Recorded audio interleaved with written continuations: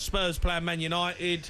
They're a huge game for Ange Postecoglou and Amorim. Jace, I was listening to Troy Deeney earlier with Rory Jennings. They were talking about it. Yeah. And he was saying that who is it actually bigger for, that game, as a manager? Which game's that, sorry? Man United, Spurs. As a manager, whose game's that now big for? Because for me, personally, I think Ange Postecoglou can't afford to lose this game. Amorim's got... He's still got credit in the bank, right? He's got more breathing space.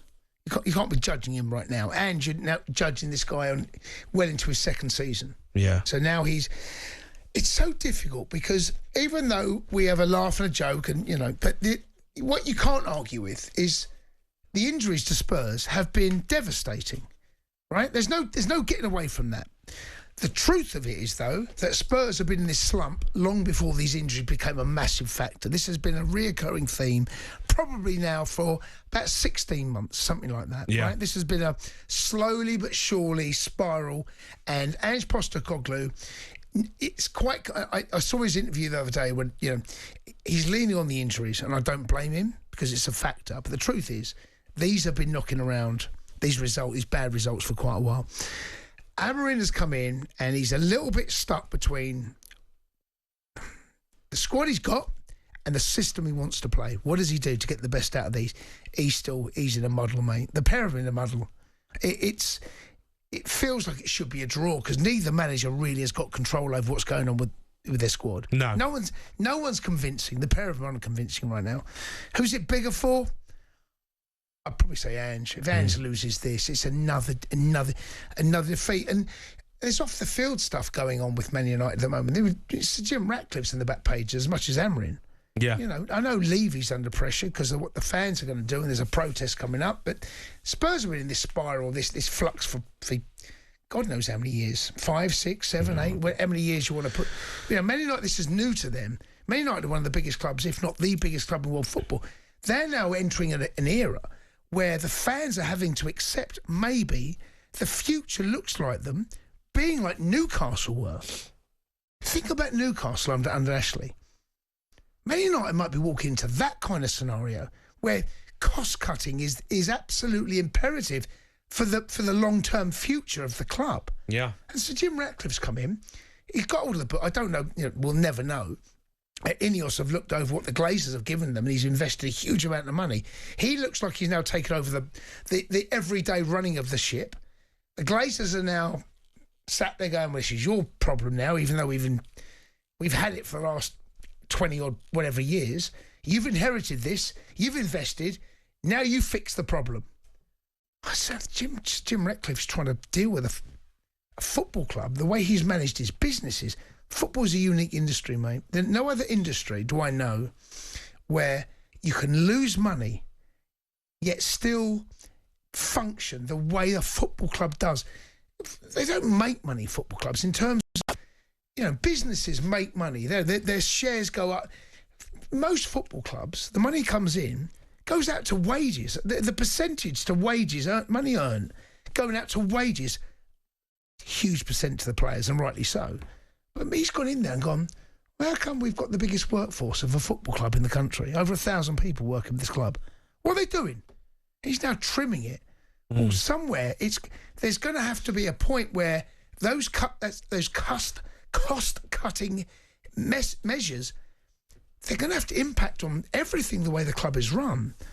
He's spinning plates, mate. He's spinning some big plates there. And I think if there is a loser, the heat raises again. It gets turned up another notch. Yeah, massively. Yeah, it's a huge game. You can have your say on that, but let's go to John. He's a Spurs fan. All right, John? Hey, all right, boy. How are you, John boy? You good? Yes, boys. Yes, mate. Yes, mate. Boys, Derby days. I have actually told this story maybe a year ago or so. Go on, remind us. I'll just refresh the customers, see if you can remember. Go on, mate. The 4-4 draw when Bentley gets the wonderful volley. Oh, yes. Yeah. So when he scores the wonderful volley, he runs over to me. I'm right at the front. If you see, he runs straight there. I'm right. Just put a text message, son, she's in Ireland, behave, I see you at the front, da-di-da-di-da. So anyway, during the second half, my mate's gone to me. I still blame him, Gary Taylor. I haven't put him under the bus there. Stokes, he said last year, I think it was my first away game there in donkey's years, anyway, at the Emirates. He said, Stokesy, last year, he said, when we came out the ground, we had all the Spurs supporters got put down to Arsenal tube station. Well, you know, I've always said I lived around the corner from the Emirates. Yeah. I mean, I literally lived 3 or 4 minutes the other side.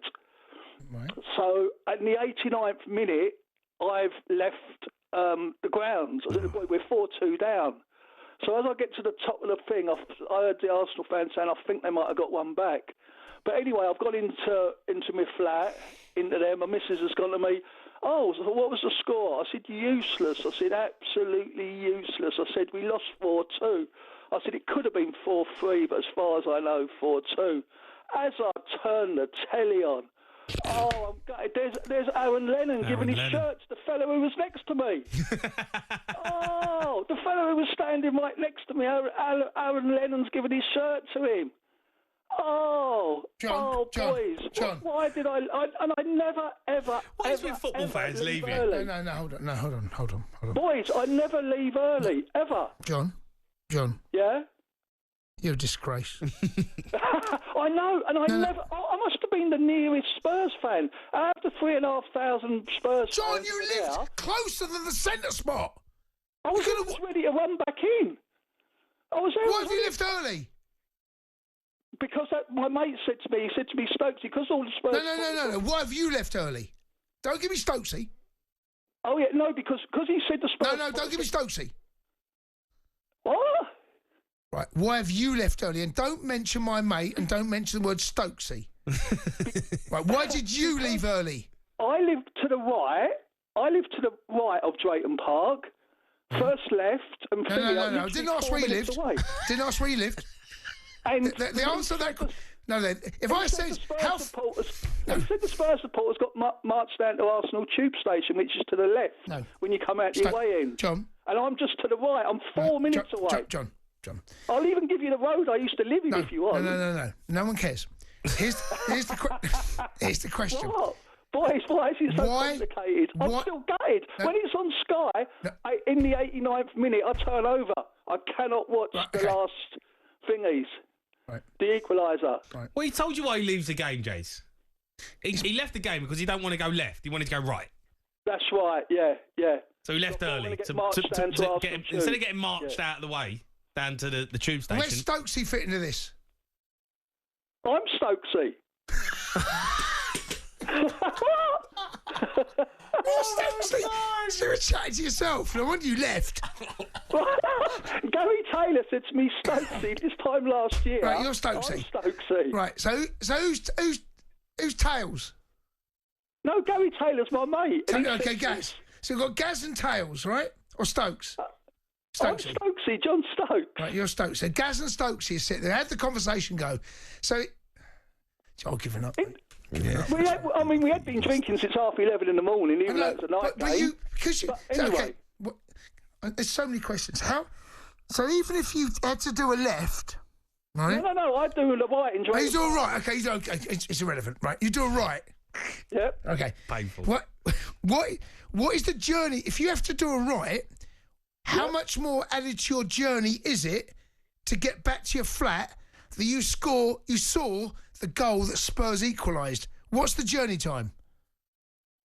What do you mean? No, from the minute I leave the ground, it's about 4 minutes to get home. Right. But if you stay till the end, I mean, you're making it hard. If you stay till the end and see the goals, how long would the journey have been? Oh, no, because he said that all the Spurs supporters got marched down. Who cares? But also there had been quite a bit of trouble that day. It was the night game. Stokesy. You're a shambles. Stokesy. I never ever leave early. No, Stokesy. Never leave early. I used to go. I'd never ever. Listen, I've got a break. No, I want to get the Stokesy. We got to the bottom of it. He's an idiot. No, Stokesy. Can you sound the line? I need to come and speak to you now. The Sports Bar with Jamie O'Hara and Jason Cundy. Monday to Thursday nights from 10 on AM, on DAB, via the talkSPORT app and on your smart speaker. talkSPORT.